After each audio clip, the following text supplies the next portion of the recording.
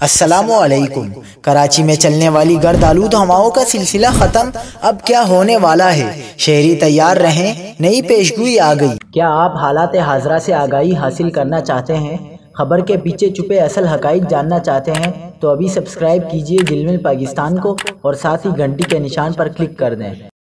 آپ کو بتاتے چلیں کہ کراچی میں 2 روز سے چلنے والی گرد آلود ہواؤں کا سلسلہ ختم ہو گیا۔ محکمہ موسمیات کے مطابق شہر قائد میں فی الحال بارش کا کوئی امکان نہیں ہے۔ اگلے 2 روز کے دوران شہر کو ہلکی سردی کی لہر متاثر کرے گی۔ شمالی اور مغربی علاقوں میں باقی علاقوں کے مقابلے میں ٹھنڈ زیادہ محسوس ہوگی۔